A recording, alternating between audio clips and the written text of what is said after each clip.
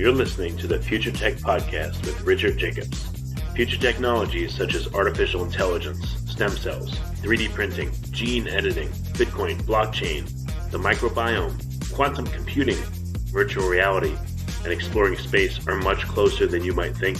In fact, many early versions of these technologies are in play right now, and the companies that are using these technologies are the focus of this podcast. My goal for you, the listener, is to learn from these podcasts.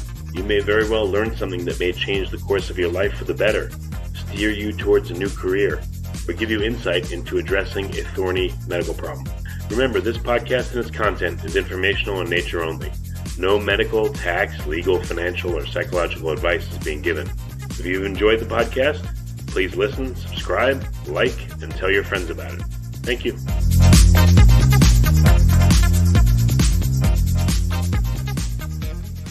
Hello, this is Richard Jacobs with the Future Tech Podcast. I have John Hamilton. He's the CEO of a company called Go Unlimited. Website is www.go-unlimited.co. So, John, thanks for coming. How you doing? Really good, Richard. Thanks for having me. Yeah, and I just saw a brief description that you work in offering what's called mixed reality. So, would you mind telling listeners what's the premise of the company? And then we'll start there. My background is actually in the film business. I was a film producer and film distributor for a long time. And then I guess about 5 years ago actually, I saw my first VR experience and kind of dropped everything in the film business and launched into virtual reality. And as we've been working on different projects over the past 4 or 5 years, we've branched out into augmented reality. Sometimes we do installations that combine both virtual and augmented. Essentially the XR or the mixed reality moniker is kind of just saying that we do all sorts of projects between virtual and augmented reality and interactive. All right. So what are some examples? I picture virtual reality. I put on a headset and I'm in a new world. Augmented is a little bit more alien. Maybe I look around with special glasses or projectors, show me things that I wouldn't normally see. But what is mixed? Am I taking on and off a headset, or is the headset turning on and off, and all of a sudden I'm back in reality? Like, what does it look like? I think as an example project of what we would, I guess, in some ways call mixed reality. We've been developing a project where you would be in a sort of a standard virtual reality experience where you are a stationary virtual reality experience using standard VR headset. We haven't actually released this project yet, but it's a project that we've been developing where essentially you would start in a sort of a virtual reality environment where you're kind of in a fixed environment where you can't move around, and then suddenly you actually do have the ability to get up and walk around as you would sorry, I'm blanking. You would have the ability to get up and walk around in a room scale environment. We've also been working on projects that essentially you start in one environment where you're potentially in a room with essentially an interactive 360 screen, and then you would transfer over and put on a headset and further go into the experience in virtual reality, and then potentially come back out again into taking off the headset and going into a more of a 360 screen environment. So that's essentially the idea behind mixed reality. We haven't actually done too much between augmented and virtual reality. Generally, because it goes from one headset to another, or potentially you could have a see-through headset. There are certain headsets that have been developed that you can actually see through and have augmented reality experiences, and then go back to a virtual reality experience. But we haven't actually developed much on that front yet. Well, what industries or applications are you interested in developing for, and why? We started in entertainment, virtual reality. Our background, again, is mostly in feature filmmaking. My partners and I have a long experience either producing films. My partner, Sébastien Gros, is a director of photography and has done a lot of 3D work. I myself was a writer and a director when I first started in the film business, and then became a producer and finally was a distributor. So we started in entertainment virtual reality, which we actually didn't do a lot of at the beginning. Most of what we were doing was really sort of brand promotional type VR experiences. And over the last 18 months, particularly, when we saw that, the headset penetration, virtual reality headset penetration into the consumer market was taking longer than everyone had expected, we sort of shifted our focus a little bit and started working on much more on enterprise. And over the last year, particularly, we've done quite a bit of virtual reality security training simulations in the oil and gas industry. We've been working in the medical industry as well as the education industry. And that seems to be where the sort of greatest use case is for virtual reality at the moment. Not that there aren't a lot of great VR entertainment experiences, there are, but generally they have a tendency of being more focused on, VR arcades, museums, that type of thing, which we're still doing as well. But the real focus of our revenues over the last year, particularly, and I think over the next 18 months, will probably much more in the enterprise market. Well, I think with your background in entertainment, at least you wouldn't make boring, sad-looking videos from the 1980s, for training. You'd probably make really engaging, useful ones where, companies would get much faster and better trained people from using VR, right? Yeah, exactly. I think, one of the reasons that a lot of companies have come to us, they've actually seen some of our brand and entertainment experiences, and they want to actually apply that same sort of quality and reality, photorealistic, quality to their training experiences. Ideally, in a security or a training environment, what you want to do is make sure that whoever you're training reaches a certain level of proficiency before they actually ever step onto an industrial site or work with a particular piece of equipment, so that once they're actually proficient enough, getting onto the site is actually much safer, much more efficient, just moves a lot faster. So yeah, we haven't been doing too many. We certainly haven't had too many requests for old school training videos. That's for sure. It's kind of a fun new space, and we're really enjoying it.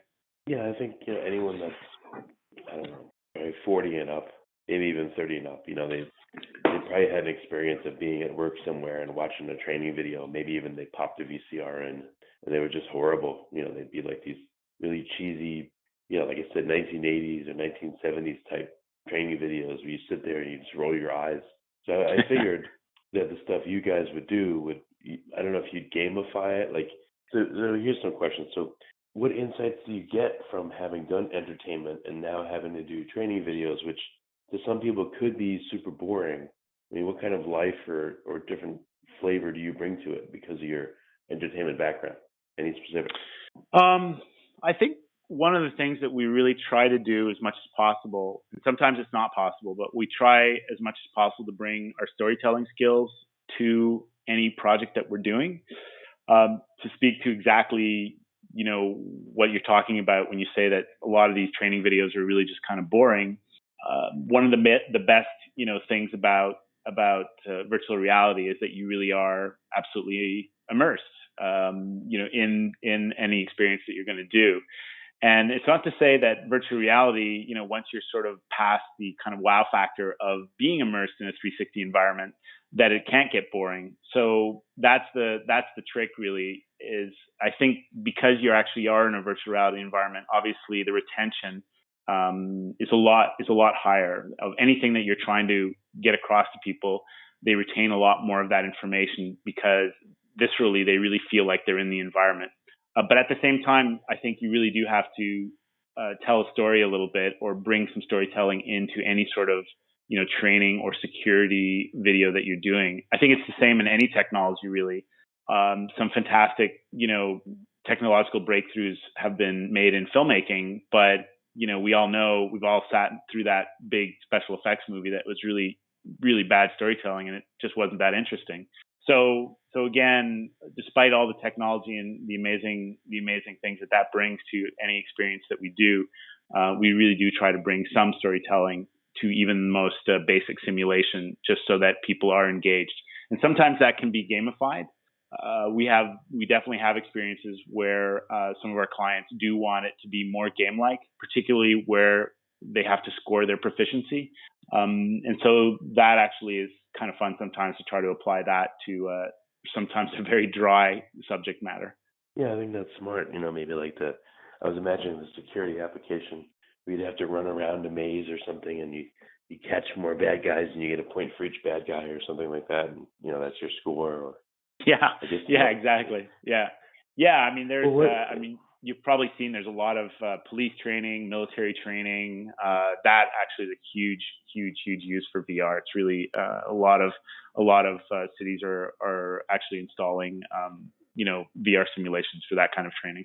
Well, what are some specifics from the trainings that you've worked on? Let's say the oil and gas or the security. Like, what's a small example of what someone would do once they put on the headset? What's an example of a skill they'd work on? Well, one of the experiences, simulations that we did in the oil and gas industry was for onload, offload of container ships for crude oil, so that when they actually get to the facility, the actual onload, offload process is a pretty tricky, potentially dangerous and potentially environmentally hazardous, process. And it's really quite apart from the refinery process, so it's really treated as a separate kind of discipline. So we literally created what I guess you would really call a game simulation of having to do all of the checks, which goes from checking to make sure that a manifold is properly connected, to making sure that the inspection date on a particular equipment is up to date. If it's not, you cannot actually proceed with the onload or the offload, and then having a scoring system to sort of measure all that. And really, it's an amazing amount of information that needs to be gone through. And so it really is, in some ways, like a maze. And it's actually a very effective way in virtual reality to train people before they even ever step onto a ship or onto a dock, an offload, onload dock. We've also done training for the National Railway System here in Canada. We actually did a combination of live action and interactive motion graphics overlaid over live action. In their particular case, they wanted to do training on a particular site that actually exists, so that once people actually got onto the site, they actually knew the actual site itself. So that was actually really an interesting challenge as well. And we would go back and forth between doing something like that, where we shoot 360 video and then add interactivity over it, or as we did for our client in the oil and gas industry, it was a completely 3D simulation, photorealistic 3D simulation. And it goes back and forth between those two. And then we also do augmented reality training as well, where you actually go on site and you would literally, with the augmented reality glasses, you would look at a piece of equipment that could actually have either barcodes on it, or you sort of go on site beforehand and take an actual map of the piece of equipment, and then you could sort of add pop-up training menus and all sorts of stuff on it, that procedural menus, that type of thing, to do training in that way as well, which is also an extremely useful tool. Okay, very cool. So what's ahead for you, with Go Unlimited in the next 6 months or a year? What are you working on now? Well, we're doing a number of different things. We just released Trinity, which is an entertainment VR experience. It's sort of it's really a pilot, prototype for a series that we're working on. It's actually available on the Steam store now. It's a pretty, I guess I don't want to sound I don't want to sound like I'm bragging, but in terms of technology, it's really one of the most advanced VR experiences you'll ever see. for now. Other people I know are working on similar type projects, but we actually shot Trinity partly live action and then part videogrammetry, volumetric, and videogrammetry and volumetric capture is sort of the future, I think, of all film capture, all film and video capture. And we wanted actually to experiment with Trinity, starting to use volumetric capture. So we actually built a camera rig where not only were we shooting the 360 video at the same time, but we were also using an array of volumetric cameras to capture the exact same information as our video 360 camera was capturing, so that we're able to go back and forth between the actual live 360 video and the photogrammetry volumetric information. And when you watch Trinity, you'll definitely know which parts are volumetric and which parts are live action. Although one of the biggest compliments that we've had on Trinity is that a lot of people have a hard time telling the difference between our live action characters and our 3D characters, which we're very happy about. So yeah, we're actually continuing to develop the Trinity series, which we're hoping to start shooting this summer. And we're developing some other, sci-fi and, interactive VR sort of fiction storytelling projects that we're pretty excited about. We're hoping, obviously, that the entertainment market for VR is going to take off. We're not really a game company, although when we do interactive VR experiences, really you do kind of need to put more gamification in them. So we have more gamification planned in future episodes for Trinity and some of our other experiences as well. Although they won't really be qualified as games, they'll really be much more interactive stories. And then on the sort of enterprise virtual reality side, we're continuing to work on a number of enterprise simulation, industrial simulation, security simulation. We're doing work in the medical field on autism, which actually sort of half medical, half education. And we're also doing some work on the medical field for training as well, particularly in medical robotics, which we're really excited about. And then on the augmented reality side, last year we had a bit of about 3 months down period between projects. So the team jumped into developing an augmented reality platform for geolocated user content, which we really feel is one of the biggest use cases for mobile augmented reality in the future. People actually being able to, geolocate or leave their own content or find content pretty much anywhere in the world. There's tons of use cases for that, both on the consumer level and particularly on the corporate brand marketing level. So we've developed an application that we're going to be launching this spring, probably at South by Southwest. So we're really excited about that. That's coming up. And we've also been, although we haven't had much time to do it, but a big part of what we feel is the future is, AI storytelling. A lot of AI that people are working on these days, is really much more sort of, I guess business type AI, where it's basically help people analyze massive amounts of data. And of course, when we think of AI, in the entertainment business, we always think of robots and androids and that type of thing. And Trinity is actually about an android uprising 2,000 years after the androids won. So we're obviously very interested in, what will androids be like in the future? Will AI take over? But in a true sense, in terms of AI storytelling, we're really hoping to develop, artificial intelligent characters who would really respond naturally to you in a story, so that a story could go pretty much any way within a certain framework. A story that was based on AI could really go in any direction possible. So you could look to the future and have video games that would never be the same for any two people who bought them. You could have stories and films that would never be the same for any two people who watched them. And we sort of feel that that's kind of a huge, that's sort of where we want to go with storytelling in the future. entertainment storytelling particularly. We're pretty excited about that. But of course, the first step is really, we've been working a little bit on developing AI characters in our own interactive experiences. So yeah, that's something that we're really excited about. I remember when I was, a teenager, they had these books called Choose Your Own Adventure. Mm-hmm. And you read the book and you come to a place and it's like, if you go left, turn to page 24. If you're going to, hit the guy with the bat, turn to page 35. And you could read the book, 20 times and get the different endings. So I could see that virtual reality might be really cool if you have something like that.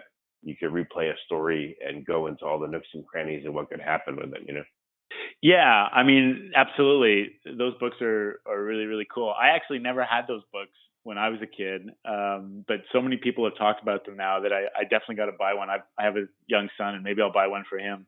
But that's because it'll probably inform what you're doing, and you could recreate that. Like they've recreated that with video games I've seen, like on the PS4, but you could recreate that in virtual reality to some extent. And I think that would be like, if you've heard comments that so many people remember them so many years later, it must have really touched the people like me and been a really cool experience for them. So recreating it in VR would be amazing. That's it. And I think that's actually very quickly, in terms of interactive storytelling in VR, that's actually becoming really necessary. Because I think as all of us who've been working in VR over the last 5 years, this sort of latest version or latest coming of VR, and particularly those of us who've been working on interactive storytelling, the limitations of it are starting to show themselves pretty quickly, and we really feel that type of storytelling, where it's really being controlled by AI, because different paths, or I'm not sure exactly what the term is, but when you have sort of a number of different paths, those paths usually, like in the books, they're sort of predetermined and pre-written, and that's obviously going to be the next step for us. But where we really want to go is storytelling that could have multiple different paths, and that's kind of determined by the AI. And obviously, you need to input much more potential information. But as we're seeing AI, are creating paintings, they're creating pictures of people now. They're AI just with a bunch of information is just actually creating stuff all on its own. So that's sort of where I think it needs to go. But I think we're quite a few years off from that. But that's certainly something that's in the back of our minds with what we're developing. Well, very cool. Well, so yeah, I mean, we're just about out of time. But where can people find resources that are listening? Because listening's good, but with VR and mixed reality, you got to see it and experience it. So what are some ways that people can maybe download some of your applications or see a video on Trinity or just learn more about what you do? Sure. Well, you can for anyone who has either an Oculus Rift or an HTC Vive headset, you can download Trinity on the HTC Vive store, or Steam, actually, it's called. That actually would be a great way to see, what we're talking about in terms of, what we feel is sort of the future of interactive VR. But of course, I'm sorry, you catch me a little off guard. But I can actually, if you'd like, I can actually send you some more references. But ideally, people, one of the easiest and quickest ways to see what's happening in VR these days is to get your hands on an Oculus Go, which costs, a couple $100. And there are so many free experiences on the store. There's just a huge amount of material now just to give you sort of a snapshot of what's actually happening in virtual reality. We're also now starting to get into augmented reality storytelling. There's some really great companies developing augmented reality apps for mobile for storytelling. And you could probably Google, augmented reality storytelling, and a number of links will come up, which will give you sort of a really quick look at what the future holds in terms of AR storytelling as well. So yeah, there are a lot of different places where you can go and have a look and see what's going on. Well, very good. Well, I appreciate you coming on the podcast, and definitely encourage listeners check this stuff out, because until you've had your first VR experience, you just can't imagine what it's like. And seeing and experiencing it is it's really cool. It's just amazing. I've done it a bunch of times, and it's really cool to see what this technology is doing and where it's going. So thanks for coming on. I appreciate it. Oh, it was a pleasure, Richard, and thanks for having me. It was great talking to you.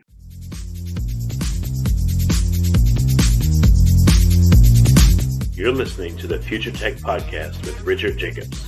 Future technologies such as artificial intelligence, stem cells, 3D printing, gene editing, Bitcoin, blockchain, the microbiome, quantum computing, virtual reality, and exploring space are much closer than you might think. In fact, many early versions of these technologies are in play right now, and the companies that are using these technologies are the focus of this podcast. My goal for you, the listener, is to learn from these podcasts. You may very well learn something that may change the course of your life for the better, steer you towards a new career, or give you insight into addressing a thorny medical problem. Remember, this podcast and its content is informational in nature only. No medical, tax, legal, financial, or psychological advice is being given. If you've enjoyed the podcast, please listen, subscribe, like, and tell your friends about it. Thank you.